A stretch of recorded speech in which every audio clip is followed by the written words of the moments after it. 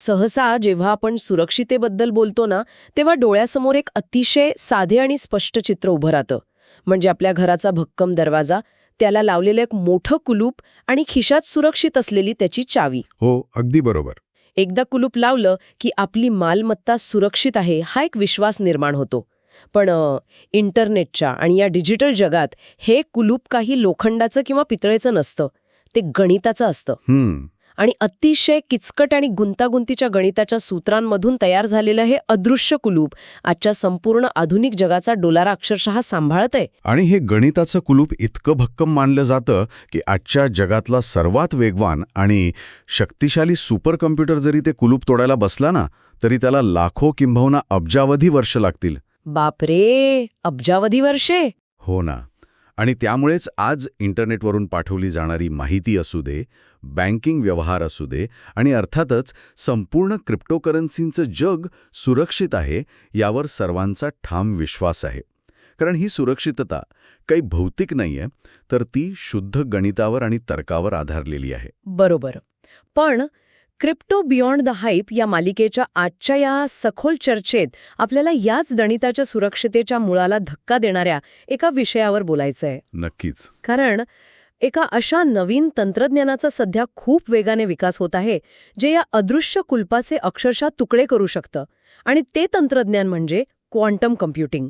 आपण अनेकदा बातम्यांमधून असा दावा ऐकतो की क्वांटम कॉम्प्युटर्समुळे ब्लॉकचेन हॅक होईल, क्रिप्टोकरन्सीचा अंत होईल आणि आपली डिजिटल प्रायव्हसी नावाची गोष्टच इतिहास जमा होईल. हो, अशा बातम्या लोकांमध्ये खूप वेगाने पसरतात. आणि त्याचं कारणही स्पष्ट आहे बघ. एकीकडे क्रिप्टोसारखा थेट पैशाशी किंवा आर्थिक मूल्याशी संबंधित विषय आहे. आणि दुसरीकडे क्वांटमसारखा अतिप्रगत, किचकट आणि कुतूहल निर्माण करणारा वैज्ञानिक विषय. या दोन्ही शब्दांभोवती एक मोठं वलय किंवा ज्याला आपण हाईप म्हणतो ती निर्माण झालेली असते. अगदी. त्यामुळे जेव्हा हे दोन विषय एकाच बातमीत एकत्र येतात ना, तेव्हा साहजिकच भीती आणि संभ्रम खूप वेगाने वाढतो. म्हणूनच कोणत्याही प्रकारचा बाऊ न करता किंवा ते तांत्रिक जडजंबाल शब्द बाजूला ठेवून यामागील सत्य परिस्थिती आज आपल्याला समजून घ्यायची आहे. म्हणजे क्वांटम तंत्रज्ञान नक्की कसं काम करतं, ते माहितीवर कशाप्रकारे प्रक्रिया करतं आणि क्रिप्टोसाठी किंवा संपूर्ण डिजिटल जगासाठी तो खरोखर किती मोठा धोका आहे हे पाहणं गरजेचं आहे. अगदी बरोबर. आणि सर्वात महत्त्वाचं म्हणजे या धोक्याचा सामना करण्यासाठी आत्तापासूनच कोणती तयारी सुरू आहे हे देखील आपण बघणार आहोत. तर आपण अगदी मुळापासून सुरुवात करूया. चालेल. क्वांटम कम्प्युटिंगचा उल्लेख झाला की अनेकांचा असा समज असतो की हा आजच्या आपल्या कम्प्युटरचा फक्त एक सुपरफास्ट अवतार आहे. म्हणजे जो लॅपटॉप आज एखादं काम करायला 10 वर्ष घेईल, तोच हे नवीन तंत्रज्ञान वापरून काही मिनिटात करेल. पण तंत्रज्ञानाच्या दृष्टिकोनातून हा समज पूर्णपणे चुकीचा आहे ना? हो, हा समज पूर्णपणे चुकीचा आहे. म्हणजे क्वांटम कॉम्प्युटर म्हणजे आजच्या लॅपटॉप किंवा सर्व्हरची केवळ एक वेगवान आवृत्ती नाहीये. ती माहिती हाताळण्याची एक पूर्णपणे वेगळी आणि क्रांतिकारी वैज्ञानिक पद्धत आहे. अच्छा, ती कशी? बघ, आजचे जे आपले नेहमीचे कॉम्प्युटर्स आहेत ते बिट्सवर काम करतात. याचा अर्थ माहिती साठवण्यासाठी ते 0 किंवा 1 या दोनच अवस्थांचा वापर करतात.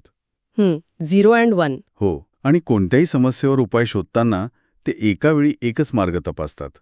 अगदी साध्या भाषेत सांगायचं तर एका मोठ्या ग्रंथालयात जर एखादं विशिष्ट पुस्तक शोधायचं असेल तर आजचा कॉम्प्युटर एका वेळी एकच कपाट तपासेल. म्हणजे जर आपण एखाद्या भुलभुलैया किंवा मेजचं उदाहरण घेतलं, बरोबर. तर आजचा कम्प्युटर एका वेळी एकाच वाटेवर जाईल. बरोबर. जर रस्ता बंद असेल तर तो परत येईल आणि दुसरी वाट धरेल. बरोबर. एका पाठोपाठ एक अशा क्रमाने तो काम करेल. हो ना? अगदी समर्पक उदाहरण आहे हे. पण क्वांटम कम्प्युटर हे बिट्स ऐवजी क्यूबिट्सचा वापर करतात. आणि इथे क्वांटम भौतिकशास्त्राचा एक अतिशय अद्भुत नियम लागू होतो, ज्याला सुपरपोजिशन म्हणतात. सुपरपोजिशन. हे काय असतं? सुपरपोजिशनमुळे एक क्युबिट एकाच वेळी 0 आणि 1 या दोन्ही अवस्थांमध्ये असू शकतो. म्हणजे जर आपण हवेत एखादं नाणं उडवलं तर ते खाली पडल्यावर एकतर छापा असेल किंवा काटा असेल. हे झाले आपले नेहमीचे कम्प्युटर. अगदी बरोबर. पण नाणं जोपर्यंत हवेत गोल फिरत असतं ना, तोपर्यंत ते एकाच वेळी छापा आणि काटा दोन्ही असतं. ही जी फिरत्या नाण्याची अवस्था आहे ना, ती म्हणजे क्वांटम कम्प्युटिंगची सुपरपोजिशन अवस्था. बापरे, हे समजायला जितकं रंजक आहे तितकेच त्याचे परिणाम मोठे असणार. कारण जर आपण पुन्हा त्या भुलभुलैयाचं उदाहरण घेतलं तर क्वांटम कॉम्प्युटर एकापाठोपाठ एक मार्ग तपासत बसणार नाही.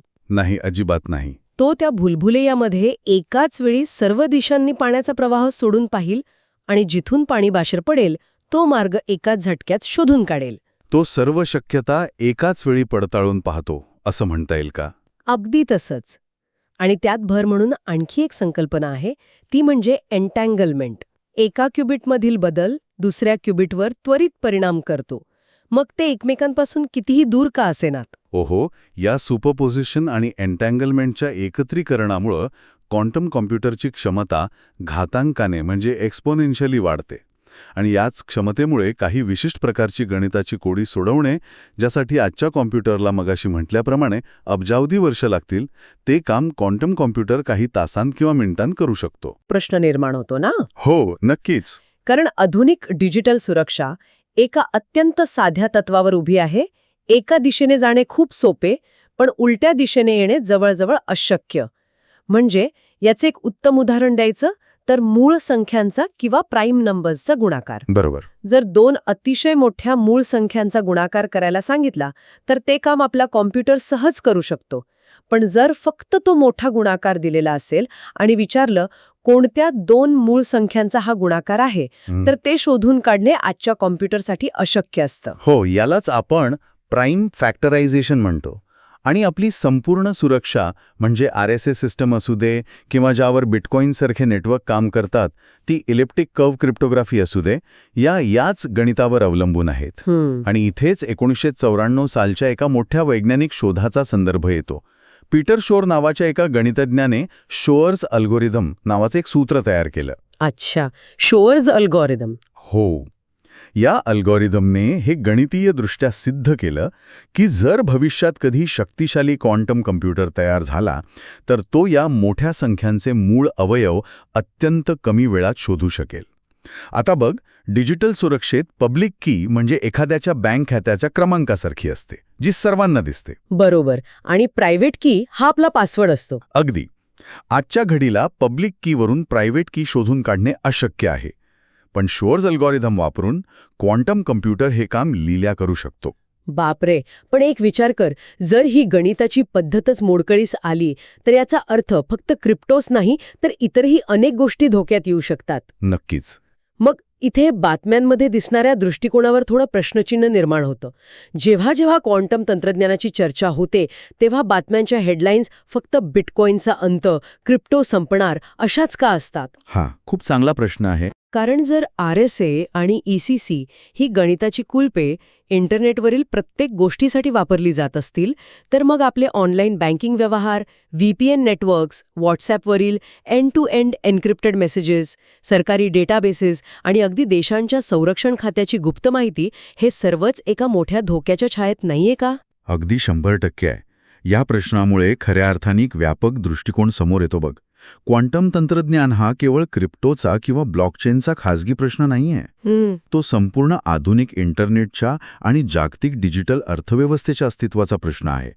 जर शोअर्स अल्गोरिदम वेगाने चालवणारा परिपूर्ण क्वांटम कॉम्प्युटर आज अस्तित्वात आला ना, तर आजवरची संपूर्ण जागतिक डिजिटल सुरक्षा प्रणाली पत्त्यांच्या बंगल्यासारखी कोसळेल. बापरे, हे तर खूपच भयंकर आहे. हो ना. बँकेच्या सिस्टम्स आणि क्रेडिट कार्डचे व्यवहार ज्या TLS किंवा SSL तंत्रज्ञानावर चालतात, ते तंत्रज्ञानही याच गणितावर आधारलेलं आहे. मग तरीही मला एक सांग, भीती फक्त क्रिप्टोच्याच बाबतीत का पसरवली जाते? जर बँकाही तितक्याच असुरक्षित आहेत तर मीडियाचा रोख नेहमी ब्लॉकचेनकडेच का असतो? याची 2 प्रमुख कारणं आहेत. पहिलं म्हणजे क्रिप्टोचं संपूर्ण नेटवर्क हे सार्वजनिक किंवा पब्लिक असतं. अच्छा. बँकेच्या सर्व्हरवर हल्ला करायचा असेल तर हॅकरला आधी अनेक फायरवॉल्स, पासवर्ड्स आणि इतर पारंपरिक सुरक्षा भिंती ओलांडाव्या लागतात. पण बिटकॉईनसारख्या विकेंद्रित नेटवर्कवर सर्व व्यवहार पूर्णपणे पारदर्शक असतात. तिथे तुझी पब्लिक की उघडपणे सर्वांना पाहण्यासाठी उपलब्ध असते. हो, हे तर आहे. त्यामुळे जर कोणाकडे क्वांटम कॉम्प्युटर असेल तर तो थेट त्या गणिताच्या कुलपावर हल्ला करू शकतो. आणि दुसरं कारण म्हणजे क्रिप्टामध्ये थेट पैशांचा संबंध आहे आणि त्यात तंत्रज्ञानाची खूप मोठी हाईप असते. बरोबर. लोकांना सनसनाटी बातम्या आवडतात. अगदी. माध्यमांना नेहमीच अशा लक्षवेधी बातम्यांमधून अधिक प्रतिसाद मिळतो. पण यातून एक गोष्ट स्पष्ट होते की क्रिप्टो ही कोणतीही वेगळी किंवा अत्यंत कमकुवत प्रणाली नाहीये. आजचे सर्वच डिजिटल जग ज्या सुरक्षेच्या नियमांवर अवलंबून आहे, ते सर्व नियम भविष्यात अद्ययावत करण्याची गरज आहे. हां, ही परिस्थिती समजून घेत असताना मला सायबर सुरक्षेच्या जगातील एका अत्यंत गंभीर धोक्याचा संदर्भ द्यावासा वाटतो. संशोधक त्याला स्टोअर नाऊ डिक्रिप्ट लेटर किंवा SNDL असं म्हणतात. हो, हा एक खूप मोठा मुद्दा आहे. म्हणजे जर बँका आणि आपले सरकारी मेसेजेस आज सुरक्षित वाटत असतील, तरी उद्या ते वाचले जाण्याची शक्यता आहे. हे नक्की कसं घडतं? बघ, स्टोअर नाव डिक्रिप्ट लेटर हा राष्ट्रीय सुरक्षेच्या आणि खाजगी माहितीच्या संदर्भात एक मोठा चिंतेचा विषय बनला आहे. सध्याच्या काळात हॅकर्स किंवा काही देश काय करत आहेत, तर ते इंटरनेटवरून मोठ्या प्रमाणावर एन्क्रिप्टेड डेटा चोरून तो स्वतःच्या सर्व्हरवर फक्त साठवून ठेवत आहेत. फक्त साठवून ठेवत आहेत. हो, कारण आज त्यांच्याकडे तो डेटा वाचण्याची किंवा डिक्रिप्ट करण्याची क्षमता नाहीये. तो डेटा त्या गणिताच्या भक्कम कुलपात बंद आहे. पण त्यांचा दीर्घकालीन डाव असा आहे की जेव्हा 10 किंवा 15 वर्षांनंतर त्यांच्याकडे स्वतःचा शक्तिशाली क्वांटम कम्प्युटर असेल, तेव्हा ते हे जुने साठवलेले मेसेजेस, लष्करी गुपिते किंवा खाजगी आरोग्यविषयक डेटा उघडून वाचू शकतील. बापरे, हे खरंच खूप गंभीर आहे. पण जर याच धोक्याचा विचार आपण क्रिप्टोच्या संदर्भात केला, तर आज बिटकॉईनचे व्यवहार साठवून ठेवून भविष्यात त्याची प्रायव्हेट की काढणे शक्य आहे का? तांत्रिकदृष्ट्या शक्य आहे. आणि यातूनच आपण एका अत्यंत महत्त्वाच्या मुद्द्याकडे येतो, तो म्हणजे वेळ किंवा टायमिंग. हे सगळे ऐकल्यावर कोणालाही एक साहजिक भीती वाटू शकते की उद्या सकाळी आपण उठू आणि अचानक सर्व डिजिटल विश्व उद्ध्वस्त झालेलं असेल. तशी भीती वाटणं साहजिक आहे. तंत्रज्ञानाच्या भाषेत ज्याला अनेकदा Q-डे असं म्हटलं जातं, म्हणजे तो दिवस जेव्हा क्वांटम कम्प्युटर खऱ्या अर्थाने सध्याचे सर्व एन्क्रिप्शन तोडण्यास सक्षम होईल. मला सांग, हा धोका प्रत्यक्ष किती जवळ आहे? बघ, विज्ञानाच्या जगात सार्वजनिक चर्चांमध्ये बऱ्याचदा शक्यता आणि तातडीची गरज या दोन गोष्टींची सरमिसळ केली जाते. एखादी गोष्ट भविष्यात घडू शकते याचा अर्थ ती आज लगेच घडत आहे असा अजिबात होत नाही. म्हणजे आपल्याला उद्याच घाबरण्याची गरज नाहीये? अजिबात नाही. Q-डे उद्या किंवा पुढच्या वर्षी येणार नाहीये. सध्या अस्तित्वात असलेले क्वांटम कम्प्युटर्स खूप प्राथमिक अवस्थेत आहेत. संशोधक त्यांना नॉइझी म्हणतात. नॉइझी म्हणजे आवाज करणारे. तसं नाही. नॉइझी म्हणजे ते काम करताना खूप चुका करतात, त्यात अनेक अडथळे येतात आणि मुख्य म्हणजे त्यांना चालवण्यासाठी शून्याखालील अतिशय थंड तापमानाची आवश्यकता असते. अच्छा, म्हणजे ते वापरणं इतकं सोपं नाहीये. अजिबात नाही. क्रिप्टोग्राफी तोडण्यासाठी ज्या विशिष्ट प्रकारच्या मशीनची गरज असते, ज्याला क्रिप्टोग्राफिकली रेलेव्हंट क्वांटम कम्प्युटर म्हणतात, ती क्षमता निर्माण व्हायला अजूनही प्रदीर्घ कालावधी लागू शकतो. अनेक जागतिक तज्ज्ञ आणि संस्थांच्या मते असा पूर्ण क्षमतेचा क्वांटम कम्प्युटर तयार होण्यासाठी 2035 किंवा 2040 साल उजाडू शकतं. म्हणजे तंत्रज्ञान विकसित होण्यासाठी अद्याप मोठा वाव आहे. आणि व्यवहारात तंत्रज्ञान आणि धोके हे नेहमी एकत्रच विकसित होत असतात. एका बाजूला जर कुलूप तोडणारं तंत्रज्ञान प्रगत होत असेल, तो दुसऱ्या बाजूला अभेद्य कुलपे बनवणारे शांत बसलेले नसतात. अगदी बरोबर. सायबर सुरक्षेचे मानक सतत बदलत आले आहेत. जर जुनी गणिताची पद्धत धोक्यात असेल, तर त्याला उत्तर म्हणून नवीन संशोधनेही सुरूच असतील ना? हो ना, अगदी तंतोतंत. यालाच पोस्ट क्वांटम क्रिप्टोग्राफी किंवा PQC असं म्हटलं जातं. जगभरातील गणितज्ञ आणि तंत्रज्ञ हा धोका ओळखून गेल्या अनेक वर्षांपासून कामाला लागले आहेत. अच्छा. एकदम अत्यंत कठीण परीक्षा पार करून पुढे आले आहेत. म्हणजे नवीन कुलप तयार होत आहेत तर? हो. हे नवीन अल्गोरिदम लॅटिस बेस्ड गणितासारख्या अतिशय गुंतागुंतीच्या पद्धतींवर अवलंबून असतात, जे सोडवणे भविष्यातील क्वांटम कम्प्युटरलाही प्रचंड कठीण किंवा अशक्य जाईल. बरं, पण इथे मात्र एका मोठ्या आणि मूलभूत आव्हानाची मला जाणीव होतीये. कोणतं? बँकेसारख्या सेंट्रलाइज्ड किंवा मध्यवर्ती व्यवस्थेत हे नवीन पोस्ट क्वांटम अल्गोरिदम लागू करणे तुलनेने सोपे असू शकते.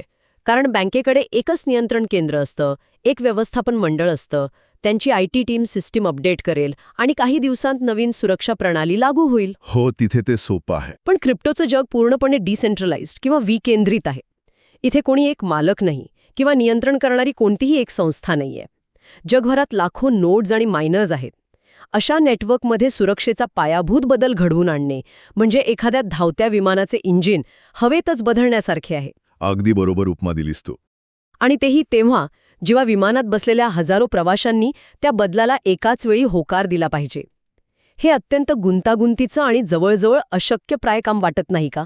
हे निरीक्षण क्रिप्टोच्या जगातल्या एका अत्यंत कळीच्या मुद्द्याकडे लक्ष वेधतं बघ. सुरक्षतेचं नवीन गणित शोधून काढणे हा झाला तांत्रिक भाग. पण ते गणित एका विकेंद्रित नेटवर्कवर यशस्वीपणे लागू करणे हा प्रशासकीय आणि मानवी समन्वयाचा भाग झाला. ब्लॉकचेनमध्ये असा पायाभूत बदल करण्यासाठी हार्ड फोर्क करावा लागतो. म्हणजे सर्व जुने नियम मोडून नवीन नियम लागू करणं. बरोबर. याचा अर्थ नेटवर्कवरील सर्व सहभागी लोकांनी जुने नियम सोडून नवीन नियम स्वीकारण्यासाठी एकाच वेळी आपलं सॉफ्टवेअर अपडेट करणं आवश्यक असतं. तुला आठवत असेल 2017मध्ये बिटकॉईनच्या ब्लॉक साईजवरून जो वाद झाला होता तो सोडवायला समुदायाला 2 वर्ष लागली होती. हो, तो खूप मोठा वाद होता. मग विचार कर, जर केवळ डेटाच्या आकारावरून इतका मोठा संघर्ष होऊ शकतो तर संपूर्ण सुरक्षेचा पाया बदलण्यावर एकमत घडवून आणणं किती आव्हानात्मक असेल. नक्कीच. आणि या प्रक्रियेत जर सर्वांचं एकमत झालं नाही तर नेटवर्क दुभंगू शकतं. याशिवाय आणखीन एक व्यावहारिक प्रश्न आहे.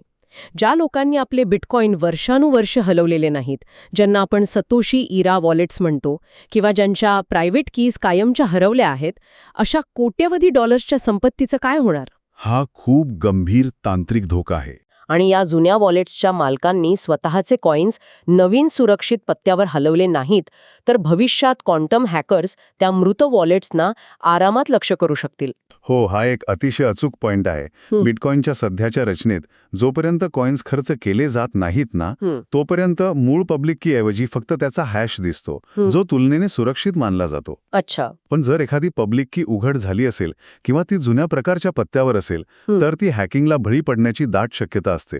म्हणूनच जेव्हा नेटवर्क अपग्रेड होईल तेव्हा सर्व सक्रिय वापरकर्त्यांना आपली डिजिटल संपत्ती नवीन क्वांटम सुरक्षित पत्त्यावर स्थलांतरित करावी लागेल. आणि जे वॉलेट्स बेवारस आहेत त्यांचं रक्षण करणं अत्यंत कठीण होईल आणि याचा बाजारातील गतिशीलतेवर खूप मोठा परिणाम होऊ शकतो. ह्या संपूर्ण विश्लेषणातून मला एक नवीन दृष्टिकोन समोर येताना दिसतोय. जेव्हा हा तंत्रज्ञानाचा मोठा बदल खरोखर उंबरठ्यावर असेल तेव्हा सर्वच ब्लॉकचेन आणि क्रिप्टो नेटवर्क्स या बदलाला सारख्याच क्षमतेने सामोरे जाऊ शकणार नाहीत. बरोबर. इथे एक प्रकारची असमान तयारी किंवा अनइव्हन रेडीनेस पाहायला मिळेल. निश्चितच. ज्या नवीन पिढीतील ब्लॉकचेन्स आहेत त्या आत्तापासूनच स्वतःच्या मूळ रचनेत या पोस्ट क्वांटम सुरक्षेचा अंतर्भाव करत आहेत. त्यांच्यासाठी हा संक्रमण काळ खूप अधिक सोपा असेल. पण ज्या सिस्टम जुन्या आहेत आणि ज्यांची रचना बदलण्यासाठी खूप मोठी प्रक्रिया राबवावी लागते त्यांना हा बदल स्वीकारताना मोठा संघर्ष करावा लागेल. त्यांच्या समुदायांमध्ये वाद होतील, प्रशासकीय अडथळे येतील आणि कदाचित काही सिस्टम्स वेळेत बदल न स्वीकारल्यामुळे मागेही पडतील किंवा नष्टही होतील. आणि याच ठिकाणी मला वाटतं विश्वासाची आणि लवचिकतेची व्याख्या पूर्णपणे नव्याने प्रस्थापित होते. आत्तापर्यंत ब्लॉकचेनच्या विश्वासाचं मोजमाप त्याच्या सध्याच्या हॅश रेटवर, नेटवर्कच्या आकारावर किंवा त्याच्या लोकप्रियतेवर केलं जात होतं. अगदी. पण भविष्यातील खऱ्या सुरक्षेची ओळख वेगळी असेल. उद्याच्या संकटाची चाहूल लागल्यावर कोणता विकेंद्रित समुदाय आपले मतभेद वेगाने सोडवू शकतो आणि स्वतःची सिस्टम सुरक्षितपणे अपग्रेड करू शकतो यावर त्या नेटवर्कचं यश अवलंबून असेल. हा केवळ तांत्रिक प्रश्न नसून विकेंद्रित निर्णय प्रक्रियेच्या परिपक्वतेचा खऱ्या अर्थाने सर्वात मोठा टप्पा असेल. अगदी योग्य बोललीस. हा मानवी समन्वयाचा आणि भविष्यातील तयारीचा अंतिम कस पाहणारा काळ असेल. नुसती भीतीपोटी पळून जाण्यापेक्षा सिस्टम भविष्यातील संकटांसाठी स्वतःला कशी तयार करत आहे हे पाहणं अधिक महत्त्वाचं ठरतं. बरोबर. तर या विस्तृत आणि गुंतागुंतीच्या विश्लेषणातून आपण काही स्पष्ट आणि महत्त्वाचे निष्कर्ष काढू शकतो. नक्कीच. पहिला आणि मूलभूत निष्कर्ष म्हणजे क्वांटम कम्प्युटिंग हे केवळ एक फास्ट मशीन नाही. सुपरपोजिशन आणि एन्टँगलमेंट सारख्या भौतिकशास्त्राच्या नियमांवर चालणारी ती एक पूर्णपणे नवीन पद्धत आहे. आणि या पद्धतीमुळे शोर्स अल्गोरिदमच्या सहाय्याने सध्याची डिजिटल कुलपे जसे की RSA आणि ECC उघडणे सहज शक्य होऊ शकते. दुसरा निष्कर्ष, हा धोका केवळ बिटकॉईन किंवा ब्लॉकचेनपुरता मर्यादित नाही. आपले बँक खाते, ऑनलाईन व्यवहार, व्हॉट्सॲप मेसेजेस आणि जगाचं संपूर्ण डिजिटल इन्फ्रास्ट्रक्चर हे सर्वच या बदलाच्या छायेत आहे. स्टोअर नाव, डिक्रिप्ट लेटर सारख्या प्रवृत्तीमुळे हा धोका अधिक गडद होतो. बरोबर आहे. आणि तिसरा अत्यंत महत्त्वाचा निष्कर्ष, आपल्याकडे अजूनही वेळ आहे. तंत्रज्ञान जसे धोके निर्माण करते तसेच ते उपायही शोधते. पोस्ट क्वांटम क्रिप्टोग्राफी हे त्याचेच उदाहरण आहे. परंतु क्रिप्टोच्या जगात सर्वात मोठे आव्हान हे गणिताचे नसून एकमत घडवून आणून सिस्टम अपग्रेड करण्याचे आहे. जी सिस्टम वेगाने आणि सुरक्षितपणे स्वतःला बदलेल तीच भविष्यात टिकून राहील. क्या बात आहे. अगदी उत्तम सारांश. या सर्व निष्कर्षांवरून आपण भविष्याच्या धोक्याची आणि त्याच्या उपायांची स्पष्ट रूपरेखा पाहिली. पण बघ, या चर्चेचा शेवट करताना मला एका पूर्णपणे वेगळ्या आणि विचार करायला लावणाऱ्या शक्यतेकडे लक्ष वेधायचंय. अच्छा, कोणती शक्यता? आपण आत्तापर्यंत फक्त हीच चर्चा केली की क्वांटम तंत्रज्ञानाच्या धोक्यापासून आपण सध्याचे क्रिप्टो आणि आपल्या डिजिटल जगाचं संरक्षण कसे करायचे. पण तंत्रज्ञानाला नेहमीच एक दुसरं टोक असतं जे आपण अनेकदा विसरतो. हे दुसरं टोक नेमकं काय सूचित करतं? जरा भविष्यात डोकावून विचार कर. जेव्हा हे क्वांटम तंत्रज्ञान खऱ्या अर्थाने प्रगत, स्थिर आणि सर्वसामान्य होईल तेव्हा त्याचा वापर केवळ जुन्या सिस्टीम तोडण्यासाठी किंवा वाचवण्यासाठी मर्यादित राहणार नाही. मग क्वांटम कम्प्युटिंगची अफाट क्षमता वापरून एक पूर्णपणे नवीन, जन्मजात क्वांटम नेटिव्ह आर्थिक व्यवस्था निर्माण केली जाऊ शकते. अशी डिजिटल व्यवस्था जिची सुरक्षा गणिताच्या सूत्रांवर नाही तर भौतिकशास्त्राच्या अपरिवर्तनीय नियमांवर आधारलेली असेल. बापरे, हे तर अगदी नेक्स्ट लेवल आहे. हो ना. अशा व्यवस्थेमध्ये माहितीची चोरी करणे किंवा ती हॅक करणे केवळ कठीण नाही तर विज्ञानाच्या नियमांनुसार पूर्णपणे अशक्य असेल. कदाचित क्वांटम तंत्रज्ञान हा सध्याच्या क्रिप्टोचा शेवट नसून मूल्यांची देवाणघेवाण करणाऱ्या एका अत्यंत सुरक्षित, अभेद्य आणि नव्या पर्वाची ती सुरुवात असेल. खरंच? म्हणजे क्वांटम तंत्रज्ञानामुळे आज अस्तित्वात असलेली गणिताची कुलपे नक्कीच तुटतील यात शंका नाही. पण कदाचित तेच तंत्रज्ञान भविष्यात एक असा नवा दरवाजा उघडेल ज्याला कुलपाची गरजच नसेल. अगदी बरोबर. खरोखरच एक अत्यंत सकारात्मक आणि विचारांना नवी दिशा देणारा दृष्टिकोन आहे. तंत्रज्ञान असं वेगाने विकसित होत राहील आणि त्यासोबतच सुरक्षितता आणि विश्वासाची आपली व्याख्याही नक्कीच नवी रूपे घेत राहील. तर या विचार करायला लावणाऱ्या शक्यतेसोबतच आपली आजची ही सखोल चर्चा आपण इथेच पूर्ण करूया. ज्ञान आणि तंत्रज्ञानाच्या या गुंतागुंतीच्या प्रवासातील नवनवीन पैलू शोधण्याचे हे काम असेच पुढे चालू राहील.